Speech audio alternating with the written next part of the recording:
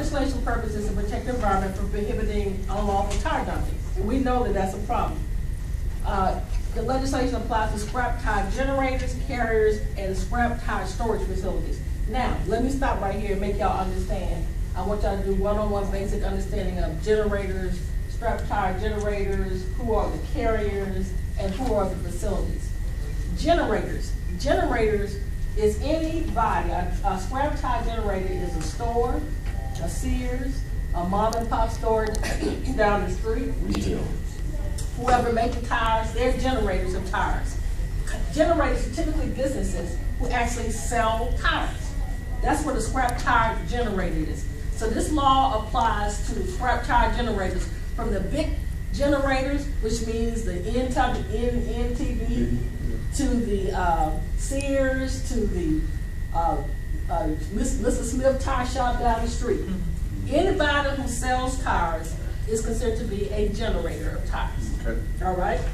Then the carrier, a scrap tire carrier, is anyone who actually picks up tires. So for instance, if Mr. Smith tire shop down the street has tires that he has actually had on his facility, and he has actually went through the whole life cycle of those tires, and then those tires didn't have to be gotten rid of. And what typically happens is when they got rid of, which is where we have the dumping of the tire problem, is these are companies. And these are companies who are paying people to take the tires off of their property. The people that they pay to take the tires off their property are called scrap tire carriers. So that's what a scrap tire carrier is. Someone who takes scrap tires, all the tires that have gone through the life cycle, and when they take them off the property, they're saying, take them to Liberty Tire Company. The Liberty Tires is the end user. So the end user is Liberty Tires. He or whoever that company is a recycling company.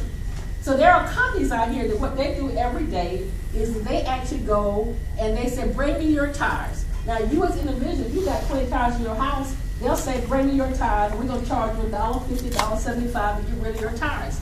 Because, by the way, because the city of Atlanta does not have money in our funds to get rid of tires, okay? And so, and by the way, going back, stepping a step back, every time the state created a law that says that every time you actually go and buy a tire from Sears, NTV, or any of these companies, the state law says that the generator has to charge $1, a minimum of $1, to actually give to the state.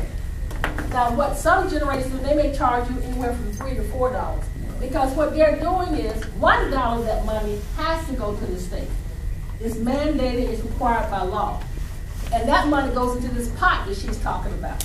Now, but for the ones, but the tire generators have to still get rid of the tires. So what they do, they may add on $3 more to say, okay, I'm gonna add on $3 more to take it to the end user, the recycling company.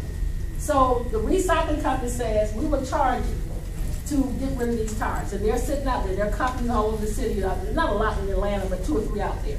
So that's what happens. So the carrier of a tire, the people who come pick up the tires and take them from these companies, they're supposed to, by law, they're supposed to have a permit that they get from the state that says, I am bona fide carrier